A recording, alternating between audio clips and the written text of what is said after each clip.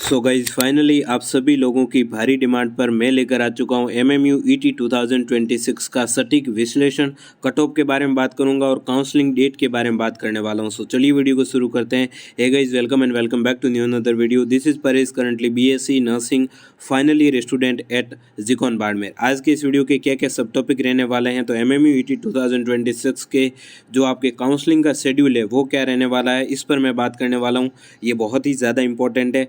Then मैं बात करने वाला हूं कि आपकी कट ऑफ क्या रहेगी। कट ऑफ पर आपने यूट्यूब पर बहुत सारे वीडियोस देख लिए होंगे, लेकिन आपके सामने जो मैं कट ऑफ का विश्लेषण लेकर आया हूं, बहुत ही डीप रिसर्च करके जो कट ऑफ का एनालिसिस लेकर आया हूं आप सभी के सामने। अभी मैं आपको कट ऑफ के बारे में बताने वाला हूं।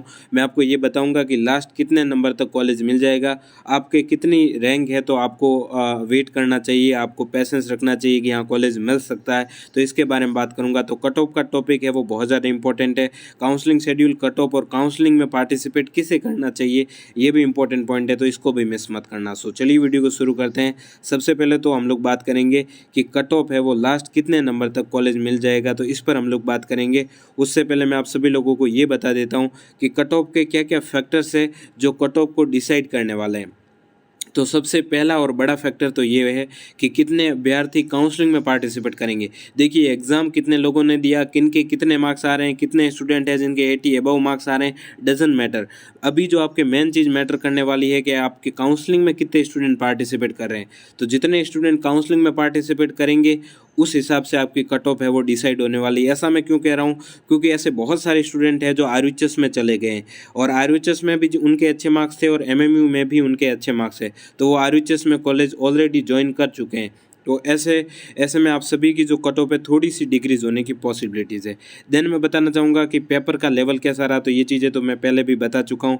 पेपर का लेवल ईजी रहा था, तो उसके कारण कट ऑफ थोड़ी सी इंक्रीज होती है। सीटें कितनी हैं, तो गवर्नमेंट कॉलेज में आपकी टोटल सीट है वो 400 रहने वाली है और टोटल एमएमयू में सीट है वो 1700 प्लस रहने वाली है। गवर्नमेंट कॉलेज में मैं जिस कॉलेज में पढ़ रहा हूँ जिकॉन बाड़मेर, वो सेकंड बेस्ट कॉलेज है एमएमयू ईटी की। उसकी कट ऑफ क्या रहेगी उसको भी मैं अलग से आपको बताने वाला हूँ। काउंसलिंग करवाने का तरीका भी बहुत ज़्यादा मैटर करता है कि आप लोग काउंसलिंग कैसे करवाते हैं, ये बहुत ज़्यादा मैटर करता है। क्योंकि काफ़ी स्टूडेंट हैं वो काउंसलिंग करवाने में ही गलती कर देते हैं। उनको पता ही नहीं होता है कि काउंसलिंग में पार्टिसिपेट करना कैसे होता है, फर्स्ट राउंड में कौन से कॉलेज फिल करने होते हैं, फर्स्ट राउंड में मैं किस प्रकार से काउंसलिंग कराऊँ, किस प्रकार से चॉइस फिलिंग करूँ ताकि मैं सेफ तरीके से वो कॉलेज ले सकूँ। तो उनको पता ही नहीं होता है। मैं आप सभी लोगों के लिए काउंसलिंग के लिए लेकर आ चुका हूँ काउंसलिंग इमितर नाम से, जो कि हमने आरयूएचएस में भी ओपन किया था और हम एमएमयू ईटी के लिए भी लेकर आ चुके हैं। एमएमयू ईटी 2026 में यदि आप कॉलेज लेना चाहते हैं, आपके कितने मार्क्स क्यों ना हो, आपको काउंसलिंग में पार्टिसिपेट ज़रूर करना है। और आप लोग एक गवर्नमेंट और प्राइवेट कॉलेज सीट सिक्योर करना चाहते हैं तो आप लोग अभी हमसे मैसेज करिएगा। 7878636131 ये हमारे हेल्पलाइन नंबर रहेंगे। इस पर आप लोग अभी जाकर मैसेज करिएगा। First round, second round, third round, ये तीनों राउंड मैं आपके करने वाला हूँ ओनली 349 रुपीज़ में। ये आपका एक रिचार्ज भी नहीं होता है। इतने कम प्राइस में मैं आपकी सारी प्रॉब्लम में सॉल्व करने वाला हूँ। आपको कुछ भी नहीं करना है, आपको ओनली फॉर अपनी डिटेल्स भेज देनी है, फिर मैं सारी चीज़ें खुद से करने वाला हूँ। आपको कुछ भी नहीं करना है, आपको एक कॉल आ जाएगा, बाकायदा आपके जो भी डाउट है वो भी सॉल्व किए जाएंगे। बस 349 आपका इसका प्राइस रहने वाला है। तो एमएमयू ईटी के लिए भी काफ़ी स्टूडेंट्स ने डिमांड की थी कि आप काउंसलिंग इमितर एमएमयू ईटी के लिए भी रखो, तो हम लोग आपके लिए लेकर आ चुके हैं। आपकी काउंसलिंग हम खुद करने वाले हैं, मैं खुद आपकी काउंसलिंग करने वाला हूँ। एक्सपीरियंस टीम है और गवर्नमेंट और प्राइवेट कॉलेज हम लोग आपको दिलवा के रहेंगे। बाकी आप लोग जल्दी से जाकर मैसेज करिएगा। बहुत ही लिमिटेड लोगों की ही हम लोग काउंसलिंग करने वाले हैं। सो गाइज, अब मैं बात कर लेता हूँ एमएमयू ईटी की कट ऑफ के बारे में। तो कट ऑफ का ये डीप एनालिसिस रहेगा। अब तक यूट्यूब पर आपने जितने भी वीडियोस देखे होंगे उसमें सबसे बेस्ट वीडियो हमारा ही रहने वाला है, क्योंकि कट ऑफ पर अब तक इतना सटीक विश्लेषण किसी ने नहीं दिया है। तो आपके सामने जो चीज़ें रहेगी, जो सटीक चीज़ें रहेगी, जो सही चीज़ें रहेगी, सच्चाई रहेगी, वही आपके सामने रखने वाला हूँ। टोटल आपके सामने हवाबाजी मैं करने वाला हूँ नहीं, जो जेन्युइन चीज़ें वही बताने वाला हूँ। मैं अभी आपको ये बता दूँ कि 50 नंबर पर मैं आपको गवर्नमेंट कॉलेज दिला दूंगा, तो ऐसा बिल्कुल भी होने वाला है नहीं। जो जेन्युइन चीज़ होगी, जो सही चीज़ होगी, वही आपके सामने रखी जाएगी। तो MMU ET deep analysis by Paresh Kumar, GCON Barmer, cut off का सटीक विश्लेषण आपके सामने है। गवर्नमेंट कॉलेजेस की बात करने वाला हूँ तो गवर्नमेंट कॉलेजेस में टोटल सीट्स रहने वाली है 400।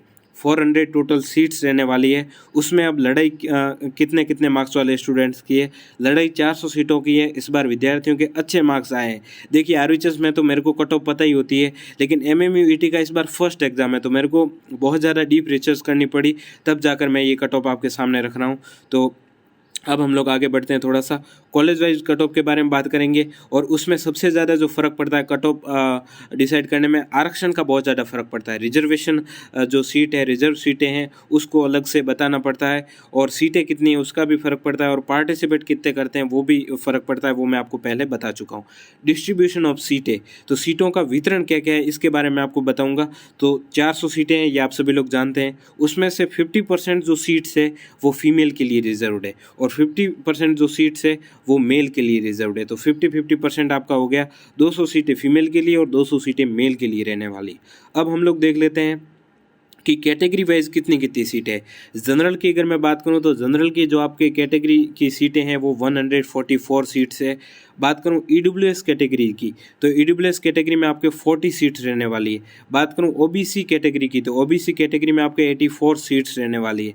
एमबीसी कैटेगरी की बात करूं तो उसमें 20 सीटें रहने वाली है, 5% रिजर्वेशन, और ओबीसी को 21% रिजर्वेशन, और ईडब्ल्यूएस को 10% रिजर्वेशन होता है। एससी की बात करूं तो एससी में 64 सीट्स है वो रहने वाली है। बात करूं एसटी में, तो एसटी में 48 सीट्स है वो रहने वाली। तो ये आपके कैटेगरी के अकॉर्डिंग जो एमएमयू में 400 सीटें हैं उसका डिस्ट्रीब्यूशन मैंने आपके सामने रख दिया है। मैं अगर बात करूं एसटी में, तो एसटी ए भी एक कैटेगरी होती है जिसमें भी 24 सीट्स है, वो एसटी ए कैटेगरी को चली जाती है। तो ये आपका टोटल सीटों का बंटवारा हो गया। जनरल की EWS, MBC, OBC, SC, ST, तो ये आपकी सीटें रहती है। तो यहाँ से आपको कैटेगरी रैंक का भी आइडिया लग रहा होगा कि आपकी कैटेगरी रैंक कितनी होनी चाहिए एक गवर्नमेंट कॉलेज की सीट सिक्योर करने के लिए।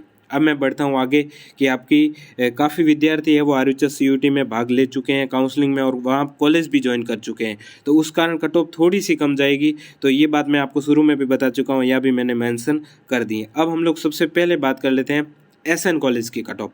एसएन कॉलेज में यदि आप जाना चाहते हैं तो उसकी कट ऑफ क्या रहेगी, तो उसका सटीक विश्लेषण आपके सामने है।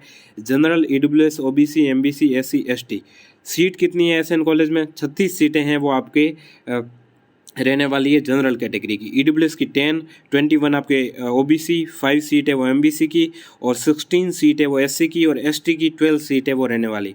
ओवरऑल रैंक है वो आपकी ये रहनी चाहिए, तब जाकर आपको है वो एसएन कॉलेज मिलने की पॉसिबिलिटीज़ है। इससे थोड़ा सा वेरिएशन देखने को मिल सकता है, बाकी मोटे मोटे तौर पर यही कट ऑफ रहेगी। और आप लोग भी खुद से भी अंदाज़ा लगा सकते हैं, कट ऑफ डिसाइड करना कोई इतनी बड़ी बात होती नहीं है। जेन्युइन अगर आप लोग बताना चाहते हैं तो फिर तो आप लोग खुद ही डिसाइड कर सकते हैं। कैटेगरी रैंक भी मैंने लिखी है। तो जनरल की बात करूँ तो यदि आपकी रैंक 40 से 60 है तो फिर आप लोग एक जो आपके एसएन कॉलेज है उसमें जा सकते हैं, जो कि बेस्ट कॉलेज है, टॉप कॉलेज है आपकी एमएमयू की एसएन कॉलेज। तो एसएन में जाने के लिए यदि आपके 40 से 60 ओवरऑल रैंक है तो आप लोग जनरल कैटेगरी से जा सकते हैं। देन ईडब्ल्यूएस की बात करूं तो ईडब्ल्यूएस में 45 से 70 रैंक होनी चाहिए, और 15 से 20 कैटेगरी रैंक है।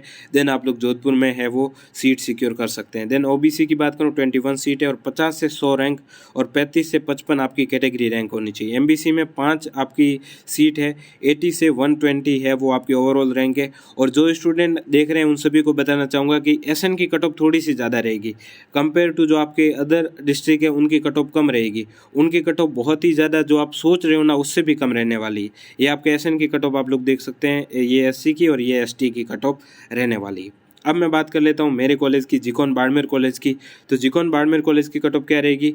अप्रोक्स यदि आपकी जो रैंक है अंडर 500 है, या फिर मैं आपको रेंज दे दूँ तो ये आपकी रेंज है 400 to 600 यदि आपकी रेंज है, तो फिर आपको कॉलेज मिलने की पॉसिबिलिटीज़ है और जिकॉन बाड़मेर में आने की पॉसिबिलिटीज़ है यदि आपकी रेंज है वो 400 to 600 रैंक है तो। ठीक है ना, ये जिकॉन बाड़मेर की कट ऑफ हो गई। अब यदि आप लोग चाहते हैं कि टोटल लास्ट कितने नंबर तक कॉलेज मिल जाएगा, गवर्नमेंट कॉलेज में लास्ट कितने नंबर तक कॉलेज मिल जाएगा, तो ये आपके सामने है। मैं आपको अभी कट ऑफ के बारे में बताने वाला हूँ। थर्ड राउंड में कितने नंबर तक मिलेगा उसके बारे में बताता हूँ मैं आपको। उससे पहले फर्स्ट राउंड का देख लेते हैं। फर्स्ट राउंड में कट ऑफ है वो थोड़ी सी ज़्यादा रहने वाली है। और ये गवर्नमेंट कॉलेज में लास्ट कितने नंबर तक मिलेगा, जैसे आपके जालोर की होगी, जैसलमेर की होगी, सिरोही की होगी, इन डिस्ट्रिक्ट की कट ऑफ रहने वाली है। तो फर्स्ट राउंड की बात करूं तो इतनी तो आपके कट ऑफ रहने ही वाली है, आप लोग स्क्रीन पर देख पा रहे होंगे। जनरल में यदि आपकी रैंक 300 से 450 के बीच में है तो आप लोग है वो एक गवर्नमेंट सीट सिक्योर कर सकते हैं। ओबीसी में 400 टू 550 रैंक है, देन आप लोग एक गवर्नमेंट सीट सिक्योर कर सकते हैं। ईडब्ल्यूएस में आपकी रैंक 600 टू 750 है, देन आप लोग एक गवर्नमेंट सीट सिक्योर कर सकते हैं। एमबीसी में यदि आपकी रैंक 800 से 1000 के बीच में है तो आप लोग एक गवर्नमेंट सीट सिक्योर कर सकते हैं। एससी में 1300 है तो फिर आप लोग गवर्नमेंट सीट सिक्योर कर सकते हैं। और एसटी में 2500 रैंक है तो फिर आप लोग एक गवर्नमेंट सीट सिक्योर कर सकते हैं। सीट्स का भी डिस्ट्रीब्यूशन देख सकते हैं यहाँ पे। जनरल कैटेगरी में 108, ओबीसी में ईडब्ल्यूएस में 30 और एमबीसी में 15, एससी में 48 और एसटी में 36 सीट्स है वो रहने वाली। तो ये गवर्नमेंट का है। और अभी मैं आपको और एक बार काउंसलिंग के बारे में बता दूंगा। अब लास्ट कितने नंबर तक कॉलेज मिलेगा ये है कि थर्ड राउंड तक किन किन को उम्मीद रखनी चाहिए। एग्जैक्ट बताना काफ़ी मुश्किल है क्योंकि आरयूएचएस में काफ़ी स्टूडेंट चले गए हैं। मेरे पास काफ़ी स्टूडेंट के मैसेज आए जो आरयूएचएस में ऑलरेडी कॉलेज ज्वाइन कर चुके हैं, तो वो एमएमयू में तो आएंगे नहीं, तो उसके कारण कट ऑफ में थोड़ा सा डिक्रीज देखने को मिलेगा। यदि आपकी रैंक 1000 या फिर 2000 3000 के बीच में है दूसरी कैटेगरी के लिए, तो फिर आप लोग है वो एक गवर्नमेंट सीट की उम्मीद कर सकते हैं, ठीक है ना, उम्मीद कर सकते हैं, ये मैंने आपको बोला है। तो अब मैं आपको काउंसलिंग के बारे में एक बार फिर से बता देता हूँ, शेड्यूल के बारे में भी बता देता हूँ। काउंसलिंग शेड्यूल पर बात करने से पहले मैं आप सभी लोगों को एक बार फिर से बताना चाहता हूं कि हमसे काउंसलिंग आप लोग करवाओगे तो फ़ायदे क्या क्या है। देखिए, रजिस्ट्रेशन भी हो जाएगा, फर्स्ट राउंड हो जाएगा, सेकंड राउंड हो जाएगा, थर्ड राउंड भी हो जाएगा और कंप्लीट इमितर चार्ज पे ही हम लोग आपकी काउंसलिंग है वो करने वाले हैं। तो सबसे पहला फ़ायदा तो ये है, आपको कुछ भी नहीं करना है, सारा काम मैं खुद करने वाला हूँ, ठीक है, पहला फ़ायदा। सेकेंड फ़ायदा ये है कि हम लोग सबसे बेस्ट चॉइस फिलिंग करेंगे। जो इमितर वाला आपकी गलतियाँ करने वाला है या फिर आप लोग कहीं और से काउंसलिंग करने वाले हो, जो गलतियाँ करने वाले हो वो गलतियां अवॉइड हो जाएगी, ठीक है। उसके बाद आपका पर्सनल इमितर आपके पास है, आपके सारे डाउट 24/7 आप लोग मुझसे पूछ सकते हैं। चॉइस फिलिंग में कॉलेज में जो एडमिशन के समय जो आपकी प्रॉब्लम्स आएगी, जो आपके रिपोर्टिंग के टाइम डॉक्यूमेंट्स की जो भी प्रॉब्लम्स आएगी, वो सभी मैं प्रॉब्लम्स है वो सॉल्व करने वाला हूँ। तो हमसे काउंसलिंग करवाने के आपके बहुत सारे फ़ायदे हैं। देन हम लोग फाइनली बात कर लेते हैं जिसका आप लोग वेट कर रहे हो कि आपकी जो काउंसलिंग है वो आखिरकार कब शुरू हो जाएगी। तो जो आपकी सीट मैट्रिक्स रिलीज़ होने की पॉसिबिलिटीज़ है वो मेरे को लग रहा है कि 1 अगस्त तक आपकी सीट मैट्रिक्स है वो रिलीज़ होने वाली है। देखिए, थोड़ा तो टाइम ये लेंगे ही क्योंकि एमएमयू अभी नई नई यूनिवर्सिटी है, तो थोड़ा सा टाइम तो उसमें लगता ही लगता है। तो आपकी सीट मैट्रिक्स 1 अगस्त तक आने की पॉसिबिलिटीज़ है।